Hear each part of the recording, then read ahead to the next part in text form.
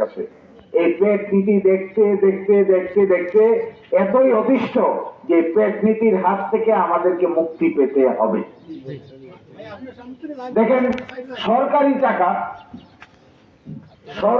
টাকা ভাগাভাগি করার জন্য যে ধরনের প্রতিযোগিতা করে রাজনৈতিক নেতারা, সরকারের প্রজেক্ট ভাগাভাগি করার জন্য যে ধরনের প্রতিযোগিতায় আমরা লিপ্ত হই, সরকারের টাকা মেরে খেয়ে প্রজেক্ট মারার জন্য যে ধরনের হানাহানি মারামারিতে আমরা যুক্ত হই, এই ধরনের হানাহানি কোন রাজনীতিবিদের কাজ না। এই ধরনের হানাহানি হলো দুর্বৃত্তদের কাজ, মোটেও না। এগুলো আমাদের ফাংশন না। আমি আপনাদের কাছে যে কথা বলার জন্য আসছি সেটা হলো, এক সময় রাজনীতি ছিল খুব সহনশীল মানুষের কাজ, একের সাথে অন্যের শ্রদ্ধাবোধের ব্যাপার। পার্টি ভিন্ন হলেও, দল ভিন্ন হলেও সম্মানের সম্পর্ক ছিল, শ্রদ্ধার সম্পর্ক ছিল। একজন আরেকজনকে একসাথে বসে আলাপ করত, এরকম হানাহানি ছিল না। মেরে ফেলতে হবে, বাইরে বের করে দিতে হবে, জেলে ফেলতে হবে, নির্যাতন করতে হবে, এই ধরনের রাজনীতি আমরা আপনারা কেউই আর করতে চাই না। রাজনীতির বন্ধন হবে কি? সহযোগিতার ভিত্তিতে। পলিটিক্স কেমন হবে?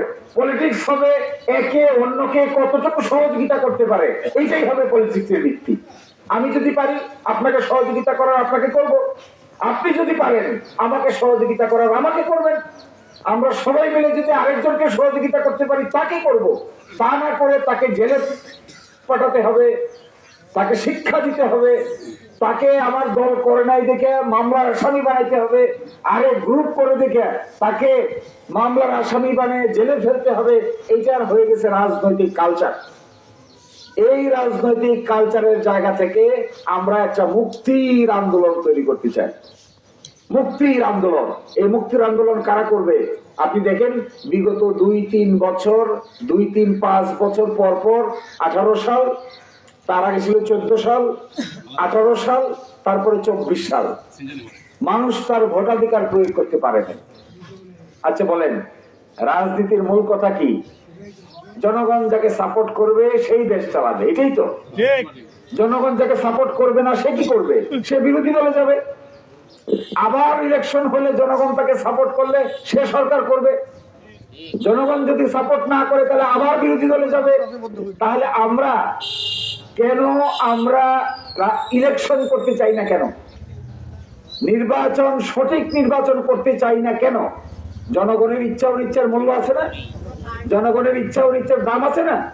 তাহলে বড় বড় বক্তৃতা দিলাম, কিন্তু জনগণকে ভোটাধিকার প্রয়োগ করতে দেই না, জনগণকে ভোটের কেন্দ্রে যেতে দেই না, নিজেরাই আগেই ভোট দিয়ে দেই। তাহলে তো এটা রাজনীতি থাকতো না, এটা সম্পূর্ণ একটা ডাকাতিতে পরিণত হয়েছে, বড় ধরনের ডাকাতি। আচ্ছা বলেন, একজন মানুষ, আমার তো মনে হয় যাদের বয়স এখন 25 বছর, এই 25 বছর বয়সের কোন মানুষ এখনো ভোটেই দিতে পারে না। এই 25 বছর বয়স যার, 15 বছর আগে তার বয়স ছিল 10 বছর, এখন তার বয়স হয়েছে 25 বছর। এই 25 বছর বয়সে তাকে 2 বার ভোট দিতে পারার কথা, 5 বছর অন্তর অন্তর। কিন্তু কোথায়? আমরা এই ইলেকশন প্রসেসটাকে নষ্ট করে দিলাম। আমরা নষ্ট করে দিয়ে জনগণের কথার কোনো মূল্য রাখলাম না। জনগণ হয়ে গেল থার্ড পার্সন। আমরা নিজেরা ভাগাভাগি করে কিভাবে ক্ষমতার ভাগাভাগি করব, এইটাকে আমরা লেগে গেলাম।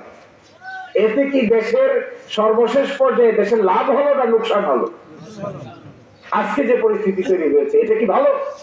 দেখেন, উভয় পক্ষটাই যে আজকে যে পরিস্থিতি তৈরি হয়েছে, আজকে যারা দেশ চালাচ্ছে, এই দেশ আজকে যারা চালাচ্ছে যে পরিস্থিতিতে, তাদেরও দায়িত্ব হলো নতুন করে নির্বাচিত একটি সরকারের কাছে ক্ষমতা হস্তান্তর করা।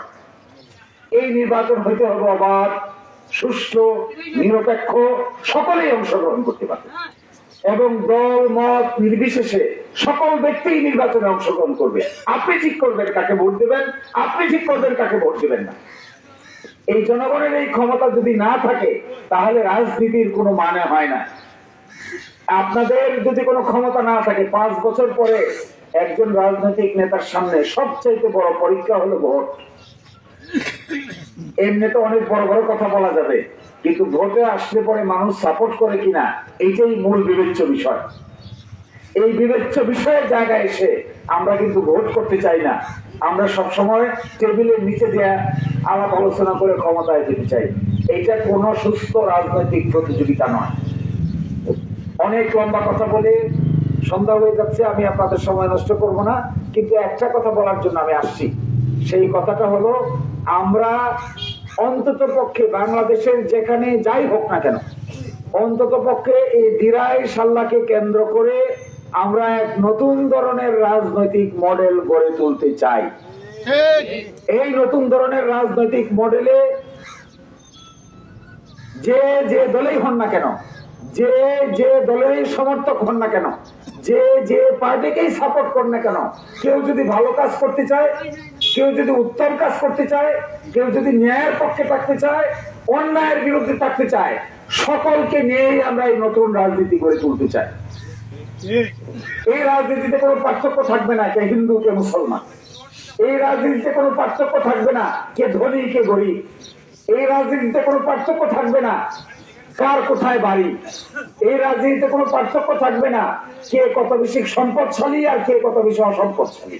এই রাজনীতিতে কোনো পার্থক্য থাকবে না কে কত বেশি ক্ষমতাধর আর কে কত বেশি সাধারণ মানুষ। সকলে মিলে কাঁধে কাঁধ মিলে হাতে হাত মিলে একসাথে ভালো মানুষদের সমন্বয়ে নতুন রাজনৈতিক কর্মকাণ্ড আমরা শুরু করতে চাই। এই ধরনের রাজনৈতিক কর্মকাণ্ডে আপনারা আমাদের সহযোগিতা করবেন।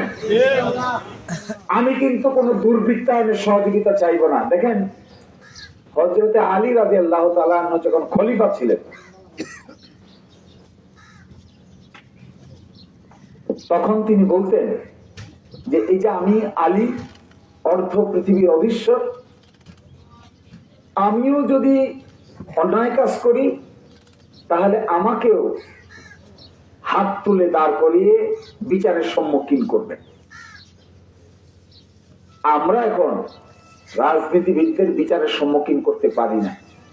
আমরা রাজনীতিবিদদের ভয় পাই, মনে করি তারা রাজা মহারাজা, আমরা হইলাম প্রজা, আর রাজনীতিবিদরা হলো রাজা মহারাজা। কেন? ক্ষমতার বাহাদুরি দেখেন। এমন ক্ষমতার বাহাদুরি, যদি নিজে কিছু না পারেন তাহলে পুলিশকে দিয়ে বিপদে ফেলান। কোন মানুষের, কোন ভদ্রলোকের বাড়িতে যদি পুলিশ যায়, আমাদের অঞ্চলের মানুষ এইটাকে